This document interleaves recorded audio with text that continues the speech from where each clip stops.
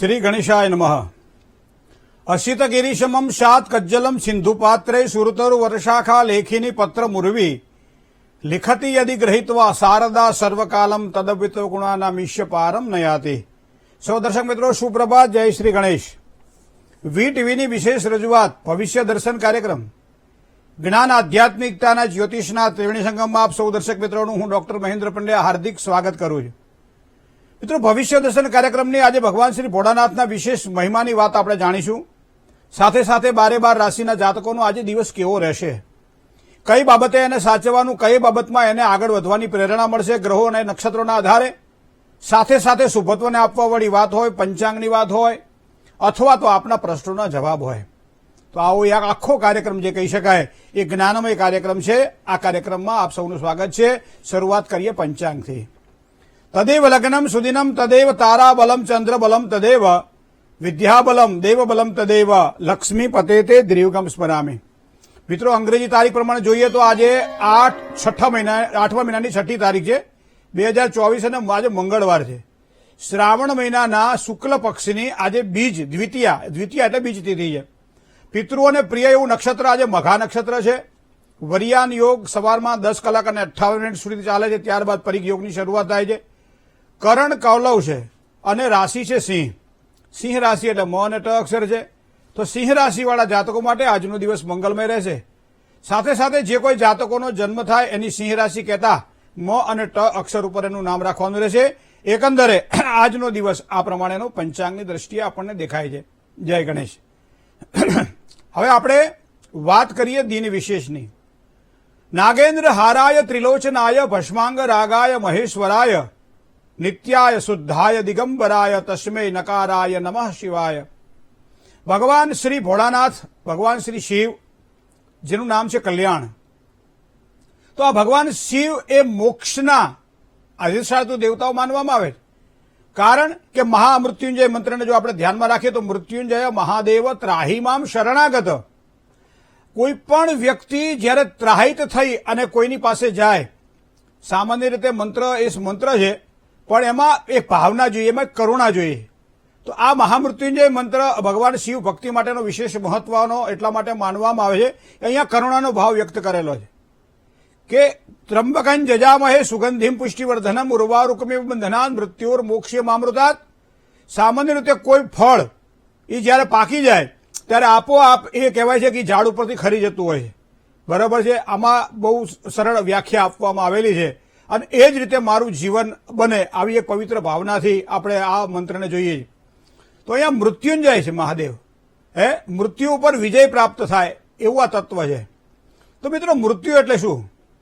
તો વાંસાસી જરણાની યથા વિહાય એવું તો આપણા ગીતાજીમાં લખ્યું છે કે આ જે શરીર જે છે અત્યારે એ તારી પાસે છે, એ શરીર કદાચ આવતીકાલે ન હોય, એનાથી તું ન હોય એવી પ્રતિનિધિ નથી, પણ જે પ્રમાણે પૂર્વજન્મના કર્મ અનુસાર આ જન્મમાં ભોગવવાનું લખ્યું છે અને આ જ જન્મ પાછો આવતા જન્મ સુધી એટલે બીજો જન્મમાં જે કંઈ બાકી રહેતું હોય પૂરું કરવાનું છે।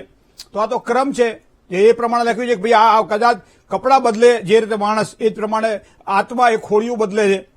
તો અહીંયા આ મુક્તિ છે કોની? તો મુક્તિ એ હંમેશા મુક્તિનો શબ્દ, મુક્તિનો એક શબ્દ પ્રયોગ ખાલી આપણે લઈએ ને તો હજારો એના અર્થ નીકળે। અને આમાં તો જન્મ અને મૃત્યુ, જરા અને વ્યાધિ, આ 4 વસ્તુ જ્યારે તમે જન્મ લો ત્યારે આ 4 વસ્તુ તમારી સાથે આવે। જાતસ્ય હિ ધ્રુવો મૃત્યુ ધ્રુવો જન્મ મૃતસ્ય જ। આપણે જ્યારે જન્મ ધારણ કરીએ છીએ ત્યારે મૃત્યુનો એક પરવાનો લઈને જ આવીએ છીએ, પણ ક્યારે આવે, કેવી રીતનું આવે એ આપણને ખબર હોતી નથી। અપમૃત્યુ પણ હોઈ શકે છે, સદમૃત્યુ પણ હોઈ શકે છે, બરાબર છે। શાંતિથી જીવ પણ જાય અને પથારીમાં જીવ આમ જેને કે દયાવાન બની જીવતો હોય અને એ પ્રમાણે પીડા ભોગવતો પણ જીવ જાય। તો આવા સમયે મૃત્યુંજય મહાદેવને સ્મરણ કરવું પડે છે અને એટલા માટે જ કર્મના અંતે આ શરીર જ્યારે છોડવાનું હોય ત્યારે જીવનના અંતે મહામૃત્યુંજયનો આશ્રય જે વ્યક્તિ લે છે એને મોક્ષદાયક ફળ પ્રાપ્તિ થાય છે। તો આ મોક્ષદાયક ફળ પ્રાપ્તિ માટે ભગવાન શિવનો વિશેષ મહિમા આપણને બતાવવામાં આવે છે। પણ આમાં તો ભુક્તિંચ મુક્તિંચ દદાસી નિત્યમ, ભગવાન શિવને ગંગાજીનું એક સરસ મજાનું આ સ્તોત્ર છે કે નમામિ ગંગે તવ પાદ પંકજમ સુરાર સુરેર વંદિચ દિવ્ય રૂપમ। અને એમાં આ શબ્દ પ્રયોગ છે ભુક્તિંચ મુક્તિંચ દદાસી નિત્યમ ભાવાનુસારેણ સદાનરાણામ. તમારી જેવી શ્રદ્ધા, તમારી જેવી ભક્તિ, એવું જ ફળ ભગવાન ભોળાનાથ તમને પ્રાપ્ત કરાવડે છે.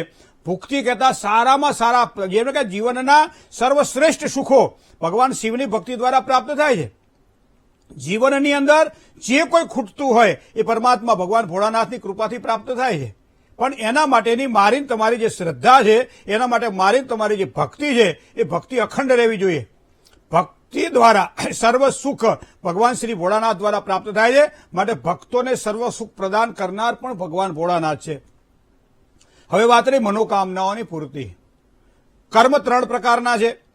એક નિત્ય કર્મ છે, એક નૈમિતિક કર્મ છે અને કામ્ય કર્મ છે. બરાબર. નિત્ય કર્મ એ સવારમાં ઉઠીને દીવો કરીએ, સ્નાનાદિક કર્મ કરીએ, શરીરને શુદ્ધ બનાવીએ, સારા નવા કપડાં પહેરીએ અથવા ધોયેલા સ્વચ્છ કરેલા કપડાં ધારણ કરીએ અને પરમાત્માની ભક્તિ કરીએ, દીવો કરીએ, અગરબત્તી કરીએ, પાણીયારે દીવો કરીએ, પીપળે દીવો કરીએ, તુલસી ક્યારે દીવો કરીએ.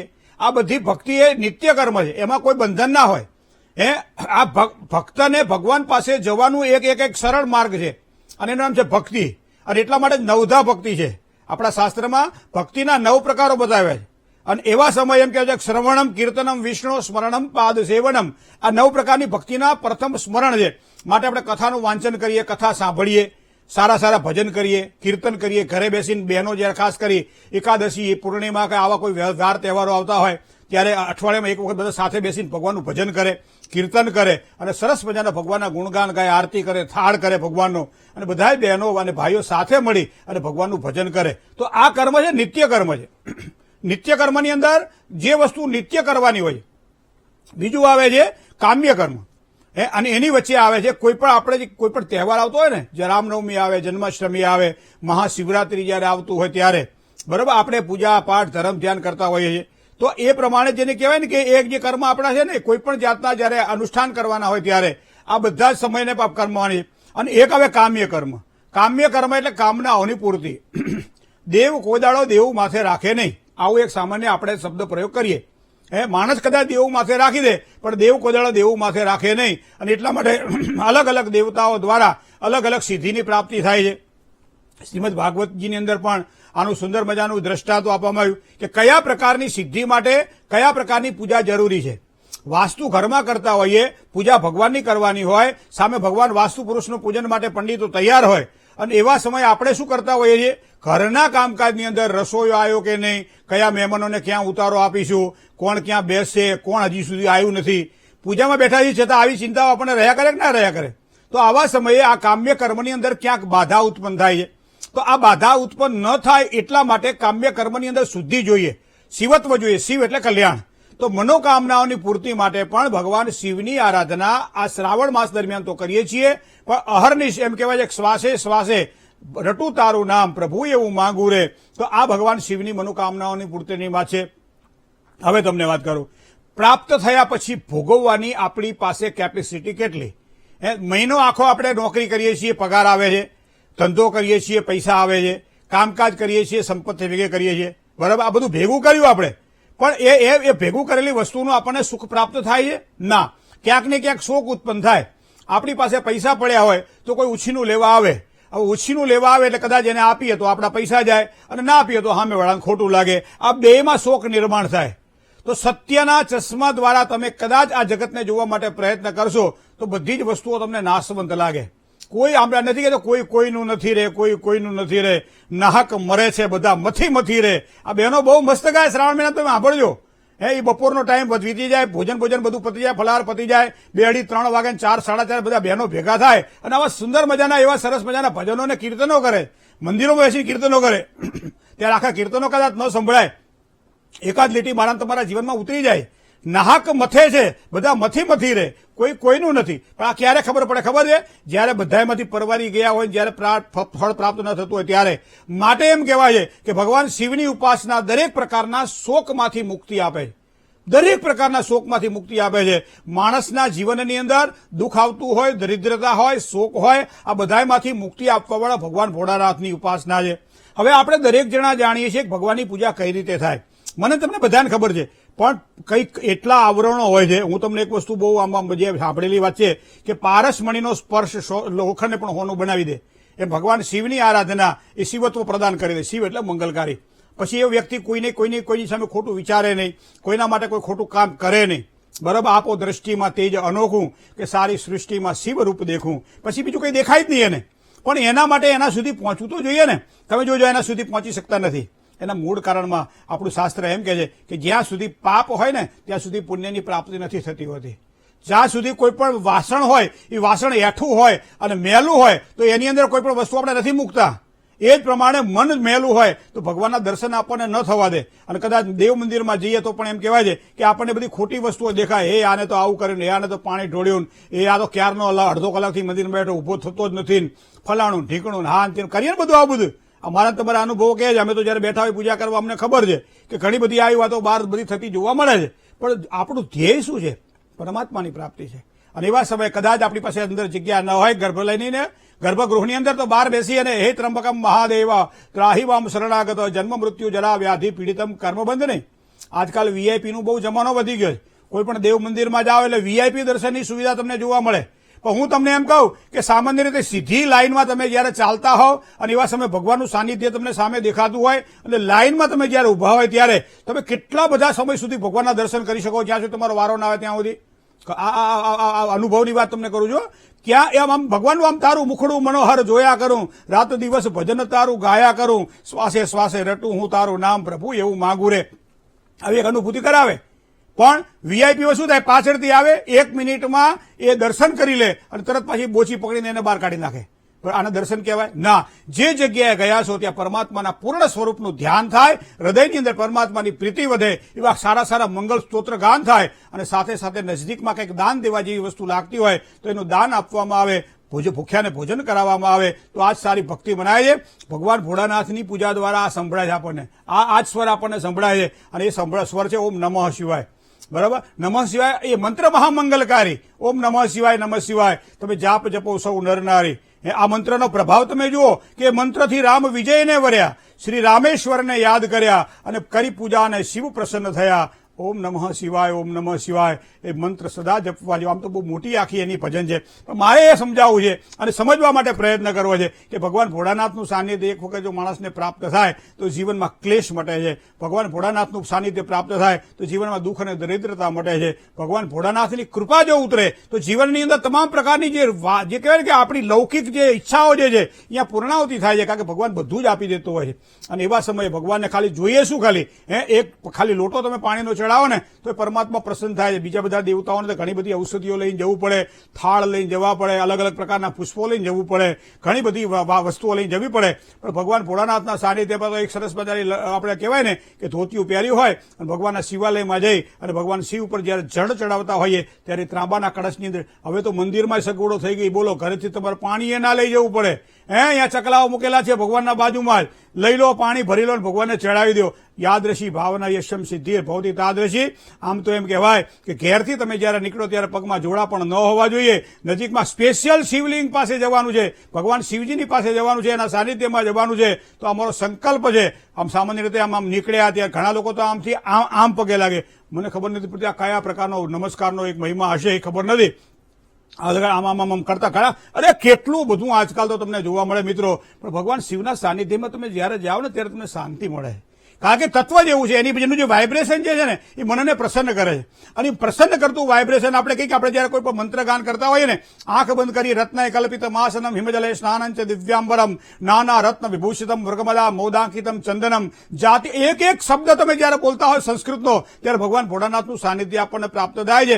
દાંપત્યની સુખાકારીમાં જયારે અવરોધ આવતા હોય ત્યારે ભગવાન ભોળાનાથની ઉપાસના માટે મંત્ર અલગ હોય છે. કોઈ પણ કામનાઓની સિદ્ધિ જયારે કરવાની હોય ત્યારે ભગવાન ભોળાનાથના મંત્ર અલગ હોય છે. પુત્ર પૌત્ર અને સંતાનોની સારી સુખાકારીની વાત કરવાની હોય ત્યારે મંત્ર અલગ હોય છે. કુંડળીમાં રહેલા ગ્રહો જ્યારે દૂષિત હોય, ખાસ કરી કાલસર્પ યોગ હોય, વિષ યોગ હોય, ગ્રહણ યોગ હોય, આવા કોઈ પણ પ્રકારના યોગો જ્યારે કુંડળીમાં નિર્માણ થતા હોય અને એના કારણે આપણને વારંવાર તકલીફો થતી હોય ત્યારે આવા સમય પણ ભગવાન ભોળાનાથની પૂજા કરવાથી ખૂબ જ સારો લાભ થાય. ખાસ કરી ગ્રહણ યોગ હોય, વિષ યોગ હોય, આવા જગ્યાએ તો પૂજાને ખાસ મહત્વ આપવામાં આવે છે મિત્રો. તો આ પ્રમાણે પૂજાને જો મહત્વ આપવામાં આવે તો પૂજા તે વિષયોપભોગ રચના નિંદ્રા નિદ્રા સમાધિ સ્થિતિ સંચાર પદયો પ્રદક્ષિણ વિધિ સ્તોત્રાણી સર્વાંગીરો યદ યદ કર્મ કરોમિ તત્ત દખિલમ સંભવત આરાધનમ. ભગવાનને તો વાણી દ્વારા શું આપણે શું આપી શકીએ, પણ એક વાણીનો અર્ઘ્ય ભગવાનને અર્પણ કરીએ અને ભોળાનાથને પ્રાર્થના કરીએ કે હવને હાજા નરવા રાખજે. જય ગણેશ. એક કોલર મિત્ર સાથે વાત કરીએ આપણે. હલો. હા મિત્ર, જય ગણેશ. જય ગણેશ. હા, મારા દીકરાની જન્મ તારીખ છે 6/8/2002. સમય રાત્રે 2 વાગે. અને જન્મ સ્થળ છે મોરબી. આજે એનો જન્મ દિવસ છે, એટલે આશીર્વાદ દો. અને એમને ક્યાં ધંધા ઉપર લેણું છે અને લગ્નના યોગ ક્યારે છે? અત્યારે શું કરે છે? અત્યારે તો ઘરની હોટલ છે. કારણ કે એની કુંડળીમાં પહેલા તો એને જન્મ દિવસની આખા સમગ્ર અમારા મહેન્દ્ર પંડ્યા તો છે જ, પણ સાથે સાથે વીટીવીની સમગ્ર ટીમ અને જે દર્શકો જોવે છે એ બધાના આશીર્વાદ છે અને ખૂબ જ સારી રીતે પ્રગતિ કરે અને કામકાજમાં આગળ વધે. હવે એની જન્મકુંડળી પ્રમાણે એ પોતે જે કર્મ કરે છે એ ગુરુ, સૂર્ય અને મંગળ કુંડળીમાં તૃતીય પરાક્રમ સ્થાનમાં છે. અત્યારે કુંભ રાશિનો શનિ એ બુધની પૂર્ણ દ્રષ્ટિમાં છે, મતલબ કે ધીમી ગતિએ પણ સારી સફળતાની પ્રાપ્તિ થાય. લગ્નની જે આપણે વાત કરી છે તો વૃશ્ચિકાધિપતિ ભોમ એટલે મંગળ બેઠેલો છે ગુરુ સાથે યુતિમાં. ગુરુ અને સૂર્યની યુતિ પણ સાથે છે. હવે અહીંયા આપણને હજી વર્ષ બહુ થયા નથી, પણ વિચારવા જેવું ખરું. એનું કારણ હું તમને કહું. ગુરુ અને સૂર્યની યુતિ લગ્ન યોગમાં વિલંબ કરાવડાવે, લગ્ન વિચ્છેદ કરાવડાવે, અથવા તો જે પસંદગીનું પાત્ર આપણને જોઈએ એવું પસંદગીનું પાત્ર આપણને ન મળે તો મંગળ, સૂર્ય અને ગુરુ આ યુતિ આપી રહી છે. આવું કામકાજ તો એક તો અંગાર યોગના દોષનું નિવારણ કરાવડાવું અને ખાસ કરી અને એના વિવાહના સારા યોગ ઉત્પન્ન થાય એના માટે બૃહસ્પતિની જરૂર છે પૂજાની. તો બૃહસ્પતિ શાંતિની પૂજા કરાવજો, એના દ્વારા ખૂબ જ સારો લાભ થશે. જય ગણેશ. કોલર મિત્ર સાથે વાત કરીએ. હલો. હેલો. જય ગણેશ. જય ગણેશ. જી. તારીખ 27/11/1997. હા. અને વાર બુધવાર રાતે 3 વાગે જન્મ. ગામ ગોખલાણા. મારા ભાઈ કઈ તારીખ કીધી બેન? ક્યારે થશે? કઈ તારીખ કીધી? 27/11/1997. 27/11. હા બરાબર. 27/11/1997 પરોળીએ 3 વાગે. હા બરાબર ને. શું પ્રશ્ન હતો? પ્રશ્ન છે કે વિવાહ ક્યારે થશે? એને એટલે કોને? મારા ભાઈ માટે છે. તમારા ભાઈ શું કરે અત્યારે? અત્યારે ધંધો કરે છે. શેનું કામકાજ છે? એને પ્લાસ્ટિકના દાણા બનાવવાનું. બરોબર. હવે મંગળ કુંડળીમાં ધન રાશિમાં શુક્ર સાથે છે. અહીંયા શુક્ર અને મંગળની જો યુતિની વાત કરવામાં આવે તો મંગળ ધન રાશિમાં 19°નો, શુક્ર ધન રાશિમાં 25°નો, મતલબ કે ચટબંગની પટ બ્યાહવાળી વાત છે. પોતાની પસંદગીનું સારું પાત્ર પણ મળે, દાંપત્ય જીવનની સુખાકારી પણ સારી મળે. પણ 7મા સ્થાનની અંદર જે ગ્રહ હોય એ ગ્રહ શનિ છે. 7મા સ્થાનનો જે સ્વામી ગ્રહ હોય એ ગુરુ છે. તો શનિ અને ગુરુનો આ ત્રિરેકાદશ યોગ દાંપત્ય જીવનમાં ક્યાંક ને ક્યાંક તકલીફ આપે. પણ ગુરુ અહીંયા મકર રાશિમાં 5મા સ્થાનમાં નીચનો બને છે. તો ગુરુનું વ્રત કરવું જોઈએ, ગુરુવારે ઉપવાસ કરવો જોઈએ, પીળી વસ્તુઓનું દાન કરવું જોઈએ. આ બધી વસ્તુ, કેળાનું દાન ખાસ કરી ગુરુવારે જો કરવામાં આવે તો વધારે સારી સફળતા મળે. ગુરુનું સારું રત્ન પોખરાજ આવે છે. એ 4 થી 7 કેરેટનું લઈને બને તો સોનામાં, નહીં તો પંચધાતુમાં પણ વીંટી બનાવી અને જો પહેરવામાં આવે તો લગ્ન જીવનની સારી સુખાકારી મળે છે. સિંહ રાશિનો રાહુ 12મા સ્થાનમાં ક્યાંક પિતૃદોષ પણ કરી રહ્યો છે. તો ધંધાની અંદર અને નોકરીની બંનેમાં સારી સફળતા માટે અને દાંપત્ય જીવનની સુખાકારી માટે આ પિતૃદોષ પણ ક્યાંક ને ક્યાંક થોડીક તકલીફ આપે તો યોગ્ય એનું નિવારણ કરાવડાવી લેજો. જય ગણેશ. બીજા એક કોલર મિત્ર સાથે વાત કરીએ. હલો. હેલો. હાજી. હા, મારું નામ આશા છે. બોલો આશાબેન. મારી જન્મ તારીખ 17/6/98 છે. 17/6/1998. હા. સમય રાત્રે 3 વાગે. પરોળીએ 3 વાગે કહેવાય. હા. 12 વાગ્યા પછી પરોળિયું આવે ને? હા. બરાબર. જન્મસ્થળ ધંધુકા. ધંધુકા. કુંભ રાશિ તમારી છે બેન? ને મારે નામ રાશિ વગર રાખ્યું છે. કુંભ રાશિ છે. કુંભ રાશિ. હા. જેઠ મહિનાની વધની 7મનો જન્મ છે. મંગળવારની રાત ને બુધવારનું પરોળિયું. શું પ્રશ્ન હતો કહો? પ્રશ્ન એ છે કે મારે લગ્ન માટે મારી ફેમિલી માની ગઈ છે, પણ નક્કી કરવામાં બહુ બધી પ્રોબ્લેમ આવી છે. એટલે ફેમિલી શેમાં માની ગઈ છે? લવ મેરેજ માટે. લવ મેરેજ માટે. તમારા જ્ઞાતિ ઉત્તરથી જ્ઞાતિ છે છોકરાની?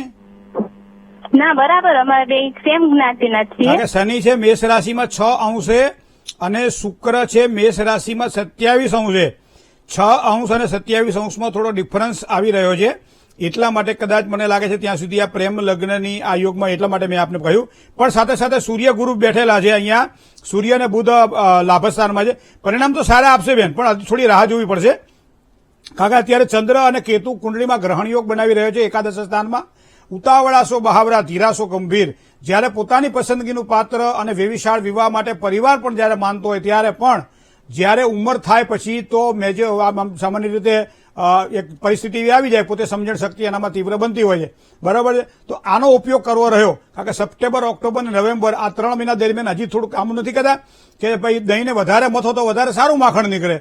એ જ પ્રમાણે દાંપત્ય જેની સુખાકારીમાં જ્યારે પરસ્પર પ્રીતિ હોય અથવા એકબીજાની સાથે એક સારી સ્થિતિમાં જીવવાનું હોય, ત્યારે 2-3 મહિનાની જો થોડીક રાહ જોઈ લો તમે, તો સપ્ટેમ્બર, ઓક્ટોબર મહિના પછી તમને સારા પરિણામ મળશે અને માર્ચ મહિના સુધીમાં એક સારા પરિણામની સંભાવનાઓ પ્રબળ બની રહી છે.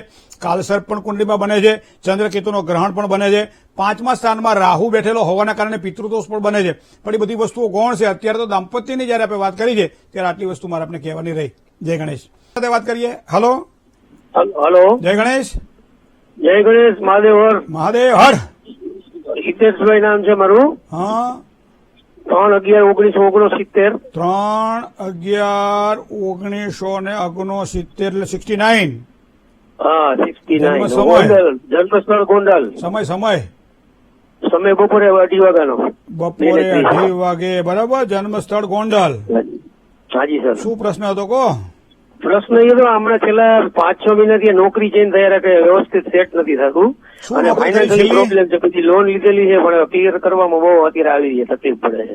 એટલે ક્યારે આમ ભાગ્યોદય થશે? કર્ક રાશિ છે ને તમારી? હાજી, કર્ક રાશિ સાહેબ. આસો મહિનાના વદની નોમ ને સોમવારનો જન્મ છે તમારો આશ્લેષા નક્ષત્રમાં. હાજી સર. હવે તમારે તુલા રાશિ એ ભાગ્ય સ્થાનની અંદર છે. તુલા રાશિનો સ્વામી શુક્ર તો ખાડે પડેલો છે કન્યા રાશિમાં. તો હવે તમે જોજો, ભાગ્ય સ્થાનનો સ્વામી એ 8મે ખાડે છે. ખાડે છે એનો વાંધો નથી, પણ પાછો કન્યા રાશિનો છે, મતલબ શુક્ર નીચનો થયો. સંપત્તિની બાબતમાં અત્યારે જ નહીં, વારંવાર તમને તકલીફો રહ્યા કરે. આમ 40 ભેગા થાય 50 કરીએ, 50 ભેગા થાય 100 કરીએ, 100માં 90-99 સુધી પહોંચી જાય, પછી આગળ ના વધી શકે. પાછું હતું ત્યાં પાછું પેલી સાપ સીડીની રમત જેવું થાય. હવે બીજું તમને કહું, ભાગ્ય સ્થાનમાં પાછો તુલા રાશિની અંદર બેઠેલો છે સૂર્ય. સૂર્ય નીચનો થયો, તો ભાગ્યેશ પણ નીચનો બને છે. ભાગ્યસ્થાનમાં જે ગ્રહ છે એ પણ નીચનો બને છે. હવે તમારે સારી સફળતા તમારે નોકરીમાં જોઈતી હોય તો 2 કામ કરવા. નિયમિત રીતે સવારમાં એક જ ટાઈમ પકડી રાખો કે આટલા વાગે ઉઠી જાવું એટલે ઉઠી જાવું, ભગવાનનું ભજન કરવું એટલે કરવું, સૂર્યનારાયણને જળ ચડાવવું એટલે ચડાવવું, ગાયને ગોળ ને રોટલી ખવડાવી એટલે ખવડાવી. નિયમિત રીતે આ વસ્તુ જો તમે કરો તો તમારા કર્મક્ષેત્રમાં ઉન્નતિ થાય, સારી નોકરી અને નોકરીમાં સફળતા. કે તમે કીધું તમારે કરજ છે, કારણ કે કોઈક લોન લીધેલી છે. હવે કન્યા રાશિનો શુક્ર, સ્ફટિકનો એક શ્રીયંત્ર ઘરમાં ના હોય તો લઈ લો અને દર શુક્રવારના દિવસે હળદરવાળા પાણીથી તમે એના ઉપર અભિષેક કરો અને શ્રી સૂક્તના 27 પાઠ કરી અને શ્રી કહેતા લક્ષ્મીજીને પ્રસન્ન કરવા માટે પ્રયત્ન કરો. આ 2 વસ્તુ થાય તો સારી સફળતા મળશે. ચાંદીની એક સાદી વીંટી જમણા હાથની ત્રીજી આંગળીમાં, કોઈ રત્ન ધારણ કરવાની જરૂર નથી, પણ ચાંદીની વીંટી જમણા હાથમાં ધારણ કરી શકાય છે. અને કદાચ જો રત્ન પહેરવું હોય તો એ માણેકનું પહેરી શકાય, સૂર્યનું રત્ન પહેરી શકાય અને એ પણ ત્રીજી આંગળીમાં પહેરવાનું હોય છે. આ બધું કરો, વધારે સારી સફળતા અપાવશે. જય ગણેશ. બીજા એક કોલર મિત્ર સાથે વાત કરીએ. હલો મહેન્દ્રભાઈ. જય ગણેશ. હા, મારું નામ અનિલ છે. હા, અને મારો જન્મ તારીખ છે 11/10/96. 11/10/1996. હા, અને જન્મ સ્થળ છે આપણે કોડીનાર, ગીર સોમનાથ જિલ્લો. બરાબર. જન્મ સમય? જન્મ સમય છે સવારે 8:30 વાગે. બરોબર. શું પ્રશ્ન હતો? પ્રશ્નમાં એવું છે કે મારે જો આપણે કોઈ ધંધા નોકરીમાં ટ્રાય કરું છું ને, કોર્સ કર્યો છે મેં, તો કઈ આનો સવારે ઓલો શું કહેવાય એનું પરિણામ નથી મળતું મને, અને સરકારી નોકરીમાં થોડા માટે રહી જાવ. શું સરકારી નોકરી માટે શું પ્રિપેરેશન કરો છો આપ? પોલીસમાં. પોલીસ ખાતામાં. મંગળ, શનિ અને બુધ, રાહુ પણ જોડાયેલો છે. અહીંયા ચંદ્ર સાથે યુતિમાં 12મા સ્થાનની અંદર સંઘર્ષથી સફળતાની પ્રાપ્તિ થાય. મને લાગે છે જો અનુકૂળતા હોય તો બુધવારના દિવસે મુઠ્ઠી મગ લેવાના, એને બાફી અંદર ગોળ નાખી અને ગાયને ખવડાવવાનું રાખો. એક વસ્તુ આ તમે કરો. સર્વે દેવાહ ગવા મંગે, બધા જ દેવતાઓ ગાયના અંગમાં નિવાસ કરે છે. એવી એક પવિત્ર ભાવનાથી ગાય માતાને પગે લાગો, એની પ્રદક્ષિણા કરો. દર બુધવારે આ કરેલું કર્મ તમને ખૂબ જ સારો સફળતા અપાવે. 4 બુધવાર પૂરો થાય એટલે 5મા બુધવારે ગાય વાછરડી સાથેની જો હોય અને એની તમે પગે લાગો તો તમને ખૂબ જ સારી સફળતાની પ્રાપ્તિ થાય. બીજી વસ્તુ એ છે કે સૂર્ય, બુધ, ચંદ્ર અને રાહુ, સૂર્ય અને રાહુ પિતૃદોષ કરી રહ્યો છે.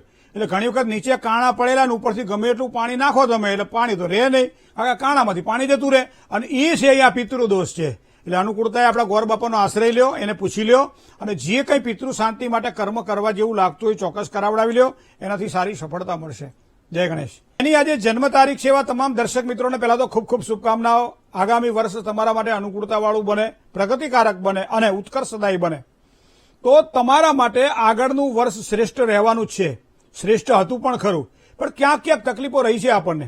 જે વસ્તુ જ્યારે મળવી જોઈએ એ ના મળે, અને પછી બપોરે 12, 1 વાગે ભૂખ લાગે ને જો ખાવાનું ન મળે અને 4 વાગે થાળ ભરેલો મળે તો એનો મતલબ નહીં. પણ આ વર્ષે એવું નથી થવાનું.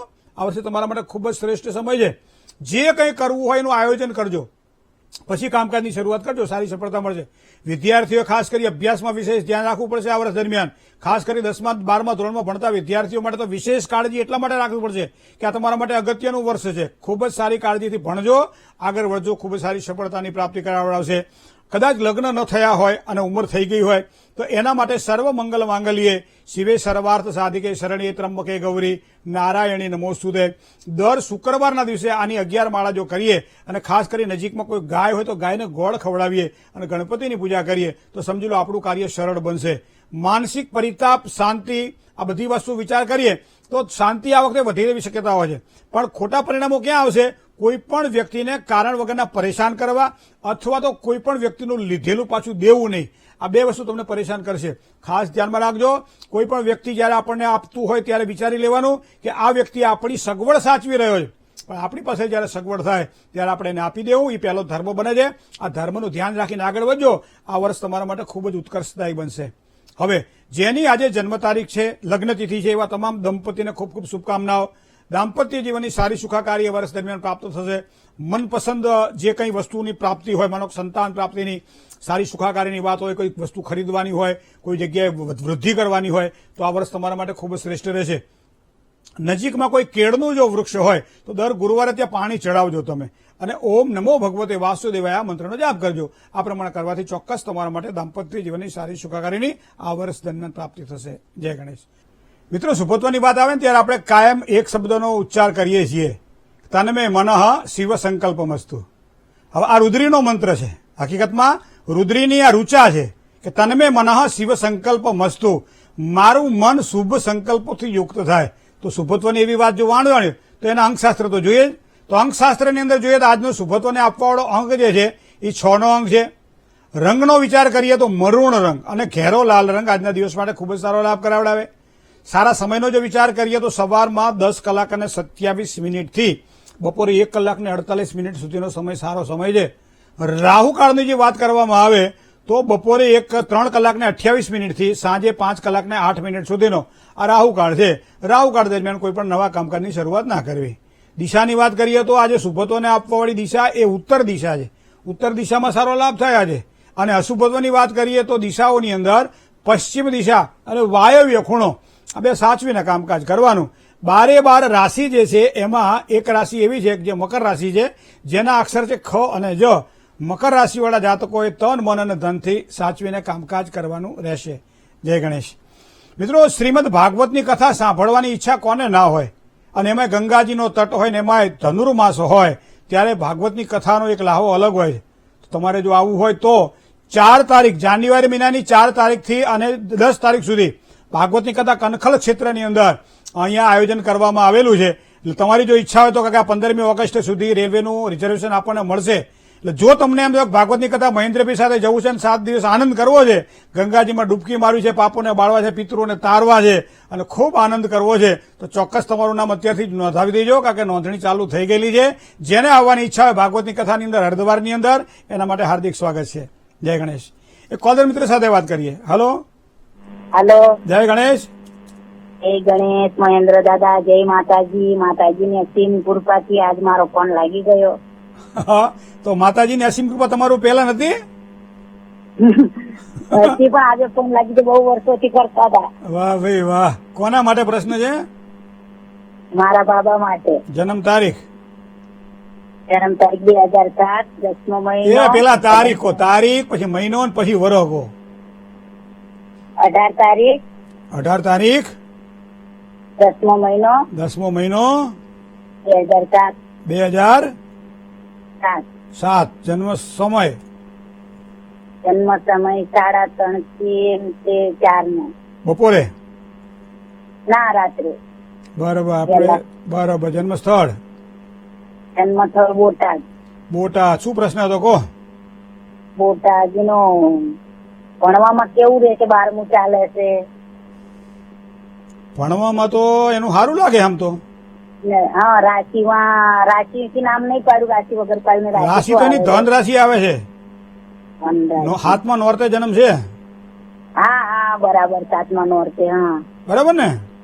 હા, થોડો જિદ્દી સ્વભાવ છે એનો. હા, થોડોક જિદ્દી છે. શનિ અને કેતુનો શ્રાપિત યોગ છે કુંડળીની અંદર, દેહભાવની અંદર. અભ્યાસની જો વાત કરીએ તો ગુરુ જે વાત કરીએ તો ગુરુ અહીંયા કુંડળીની અંદર જેનું બળ જે મળવું જોઈએ એ પ્રમાણે તો વૃશ્ચિક રાશિનો ગુરુ છે. ભણવામાં તો હોશિયાર થાય, આગળ વધી શકે. મેષાધિપતિ મંગળ પણ સારો છે. જેમ જેમ ઉંમર થતી જાય એમનો અભ્યાસ એનો સારો થવાનો છે. અનુકૂળતા જયારે પડે ત્યારે શનિ કેતુના શ્રાપિત યોગના એક દોષનું નિવારણ થાય એવા પ્રયત્ન કરજો અને એને ગુરુનું પેન્ડલ પહેરાવજો. કારણ કે હજી વરસ તો એને બહુ થયા નથી, પણ અત્યારે 17 વર્ષ થયા. ગુરુનું પેન્ડલ પહેરાવવામાં આવે તો અભ્યાસમાં ખૂબ જ એને સારી સફળતા અપાવશે. જય ગણેશ. જે વ્યક્તિએ આજે કોઈક સારું કામકાજ કરવું છે, માનો સારો મંત્ર કયો, સારું દાન કયું, દરેક વસ્તુઓમાં શુભત્વને આપવાવાળી વસ્તુ છે એ કઈ, તો એને પણ જાણીએ આપણે. મિત્રો, આજે જો ક્રોધ વધતો હોય, માનસિક અશાંતિ રહેતી હોય, ધંધામાં બરકત ન રહેતી હોય, કારણ વગરના કજિયાઓ ઉત્પન્ન થતા હોય, દેવું વધી જતું હોય, તો સુંદર મજાનો એક લાડવો બનાવો અને એ લાડવો ઘઉં, ગોળ અને ઘી, બરાબર, આ 3નો ઉપયોગ કરો તમે. અંદર તમે નાખવું હોય જે નાખી શકાય, પણ આટલું તો વસ્તુ રાખવી જ. અને ભગવાન શિવને આજે પ્રસાદ ધરાવો અને શિવને પ્રસાદ ધરાવ્યા પછી મંત્રની જો વાત કરીએ તો ઓમ નમઃ શિવાય મંત્રનો જાપ કરો, ખાસ સારી સફળતા મળે. બને ત્યાં સુધી કોઈ ભગવાન શિવનો ભક્ત હોય અથવા કોઈ પણ વ્યક્તિ હોય, બને ત્યાં સુધી કોઈ પીડા એને ન આપો. કારણ કે એની પીડા આપો એટલે ભગવાન ભોળાનાથને પીડા થાય, ભોળાનાથને પીડા થાય એટલે પીડા આપણને થાય, સ્વાભાવિક છે. તો ભક્તના જે છે લક્ષણો જે છે એવા ભક્તના લક્ષણો જેનામાં હોય એવા લોકોને જે પ્રિયકર બનો. અને ઓમ શાંબ સદા શિવાય નમઃ આ મંત્રનો જાપ આજના દિવસ માટે ખૂબ જ સારો લાભ કરાવડાય. ફલાહારમાં જે વપરાય છે રાજગરો, તો રાજગરાનો શીરો બનાવી જો આજના દિવસ માટે નાના બાળકોને યથાશક્તિ દાન આપવામાં આવે તો સમજી લો બધા જ કાર્ય ભગવાન ભોળાનાથની કૃપાથી આપણા પૂર્ણ થાય. જય ગણેશ. મિત્રો, ભવિષ્ય દર્શન કાર્યક્રમની અંદર આપ પત્રો તો લખો છો, પત્ર વ્યવહાર દ્વારા પણ આપ વારંવાર અમારી સાથે સંપર્કમાં રહેતા જ હોવ છો.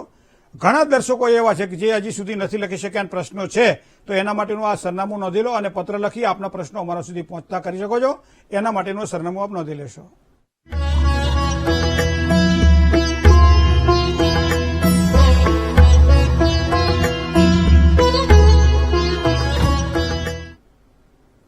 ભવિષ્ય દર્શન કાર્યક્રમ આજે બસ આટલું જ. આવતીકાલે નવા વિચારો સાથે પાછા ફરીથી મળશું. ભગવાન ભોળાનાથના આશીર્વાદ લઈશું આપણે બધા સાથે મળી. રૂબરૂ મુલાકાતની ઈચ્છા હોય તો એડ્રેસ પણ આપવામાં આવે છે, મોબાઈલ નંબર પણ આપવામાં આવે છે. આપ એપોઇન્ટમેન્ટ લઈને ચોક્કસ મળી શકો છો. આપનું સ્વાગત છે. મને ડોક્ટર મહેન્દ્ર પંડ્યાને રજા આપશો. જય શ્રી ગણેશ.